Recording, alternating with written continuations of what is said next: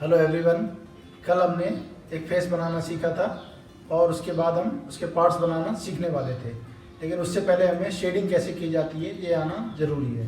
तो आज हम शेडिंग कैसे की जाती है और अपनी ड्राइंग को कैसे इम्प्रूव करना है ये सीखने जा रहे हैं। होप आपको इससे हेल्प मिलेगी। Thank you. अब हम सबसे पहले देखेंगे कि हम ड्राइंग को इम्प्रूव करने के लिए क्या करें। तो इसके लिए सबसे पहले हम स्ट्रेट लाइन बनाना सीखेंगे और खड़ी लाइन, फिर आड़ी लाइन, और जितने तरीके से हम बना सकते हैं। हमारा पर्पज़ है कि हम जब ड्राइंग करते हैं तो हमसे लाइन नहीं बनती है, टेढ़ी मेढ़ी होती है। उसके लिए प्रैक्टिस है और इसको डेली हमें करना है, जितने एंगल में हम लाइन बना सकते हैं। इसी तरह से फिर सर्कल बनाना का प्रैक्टिस करेंगे। फिर इसको एक बार सीधी तरफ से, एक बार उल्टी तरफ से, मतलब एक बार सीधे तरफ से। फिर इसी तरह से कुछ शेप्स जैसे एंगल, ट्रायंगल, क्यूब। और ज़रूरी नहीं इसके लिए हम अपना कॉपी ख़राब करें, इसके लिए हम कोई रफ पेपर भी ले सकते हैं, उस पर भी ये प्रैक्टिस कर सकते हैं, है ना। और इसके लिए 6B, 2B, 4B कोई भी पेंसिल यूज़ कर सकते हैं। और ये भी नहीं है तो हम नॉर्मल पेंसिल भी यूज़ कर सकते हैं। इसी तरह से हम जो फेस बनाते हैं उसके लिए ओवल शेप हमसे नहीं बनता है, उसके लिए भी प्रैक्टिस कर सकते हैं। और अब हम आते हैं शेडिंग टेक्निक्स पे कि हम शेडिंग कैसे करें। इसके लिए कई सारी टेक्निक हैं, इसमें से हम एक एक करके देखेंगे। सबसे पहली है हैच। इसमें क्या होता है, हम जो लाइंस बनाते हैं वो एक एंगल में बनाते हैं। मतलब जो भी हम शेडिंग करेंगे वो सारी एक एंगल में होगी हमारी। वैसे 45 डिग्री अच्छा माना जाता है, लेकिन आप अपने सुविधा के अनुसार दूसरे एंगल में भी कर सकते हैं। लेकिन सबसे ज़रूरी ये है कि इसमें एक एंगल में शेडिंग की जाए सारी। जैसे सबसे पहले हम लाइट करेंगे तो उसके लिए पहले लाइन बनाएंगे, फिर जैसे जैसे डार्क करेंगे और लाइन बढ़ाते जाएंगे, और इसको इसी तरह से आगे बढ़ाएंगे। जैसे हमने यहाँ पे एक सर्कल लिया है, उसको हमने शेड किया है हैच टेक्निक से, और उसमें लाइट और शेड को दिखाया है। और इसमें एक चीज़ और ध्यान रखना है, जो लाइट आ रही है वो एक साइड से आएगी, तो इसकी यहाँ पे शेडो भी आएगी। कोई भी ऑब्जेक्ट होता है तो उसकी एक शेडो होती है हमेशा, तो ये इसकी शेडो है। इसके बाद आती है क्रॉस हैच टेक्निक। ये भी हैच टेक्निक है जैसे हमने पहले की थी, लेकिन इसमें क्या होगा, जो लाइंस होंगी वो दो एंगल में आएंगी। हम बताते हैं अभी। पहले तो ये एक साइड से हो गई, एक एंगल हो गया ये हमारा, एक एंगल में करेंगे जैसी हमने पहले की थी हैच टेक्निक में। अब इसमें शेड बढ़ाने के लिए हम क्या करेंगे, क्रॉस लाइंस का यूज़ करेंगे। जैसा कि आपको दिख रहा है, इसमें हम जहाँ जहाँ शेड हमें ज़्यादा चाहिए वहाँ पे हम क्या करेंगे, क्रॉस लाइंस बनाएंगे। जैसे जैसे शेड बढ़ेगा वैसे वैसे हमारी दोनों एंगल से क्रॉस में, एक बार सीधा, एक बार आड़ा। तो इस तरह से ये हमारी क्रॉस हैच टेक्निक है। इससे भी बहुत अच्छा इफेक्ट आता है।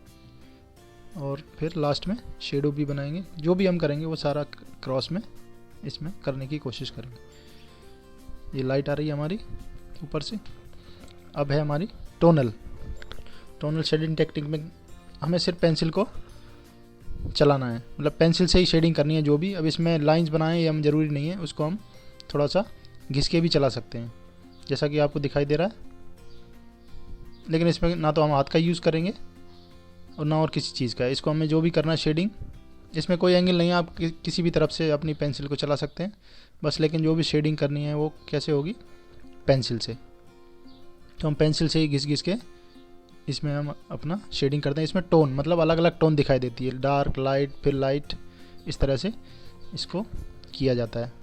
ये भी एक अच्छी टेक्निक है शुरुआत करने के लिए, अगर आपसे लाइन्स नहीं बनती हैं पहले तो। ये हो गई हमारी टोनल। इसके बाद आती है स्क्रम्बल। इसमें भी हम क्या करते हैं, पेंसिल को कैसे भी चला सकते हैं, आड़ी टेढ़ी, गोल आकार में, जैसे भी हो। बस हमें ये ध्यान रखना है कि हमें लाइट और शेड कहाँ देना है वो हमें पता होना चाहिए। तो हम इसको पेंसिल को अपने को किसी तरह से भी यूज़ कर सकते हैं, उसमें भी वही अच्छा इफेक्ट आएगा जैसे कि दूसरी टेक्निक में आ रहा है।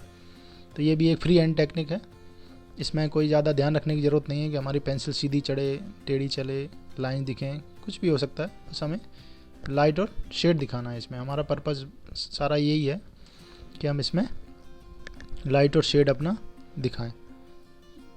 इसमें भी काफ़ी मज़ा आता है अगर आप करेंगे तो। और इसी तरह से इसका शेडो भी बनाएंगे।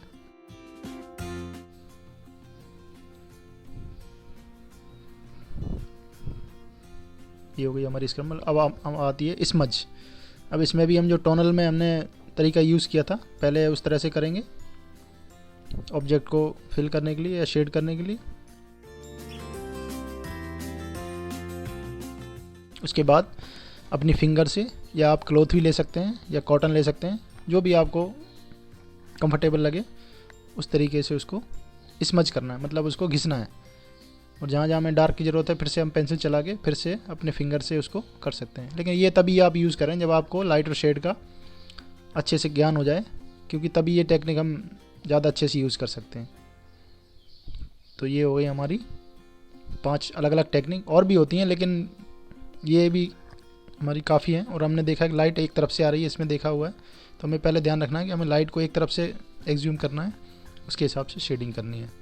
अब हम पेंसिल कैसे चलाते हैं ये देख रहे हैं, तो हमें पेंसिल की चलाने की प्रैक्टिस करनी है। पहले डार्क लाइट लाइट लाइट, मतलब अपने हाथ को पहले दबाना है, फिर थोड़ा सा कम दबाना है, फिर एकदम हल्का हल्का, और पेंसिल को थोड़ा सा दूर पकड़ें। इससे आपको शेडिंग करने में और आसानी होगी।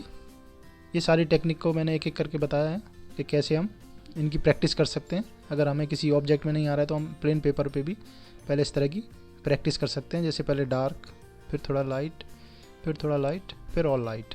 इससे हमारी पेंसिल पे कंट्रोल आएगा हमारा और हमें शेडिंग करने में आसानी होगी। तो ये थी हमारी शेडिंग टेक्निक। होप आपको समझ आया होगा, और नहीं आया तो ये एक एग्जांपल है उसके लिए। ये हमने एक ड्राइंग की है, इसमें हमने हैच टेक्निक का यूज़ किया है। हैच के साथ साथ स्मच भी किया हुआ है। इसमें हमने एक एंगल में, आपको दिख रहा होगा लाइंस दिखाई दे रही हैं, और जिससे शेड किया है, और फिर स्मच किया हुआ है उसको, जहाँ जहाँ ज़रूरत है उसको स्मच किया है ताकि और अच्छा इफेक्ट आ पाए। Thank you.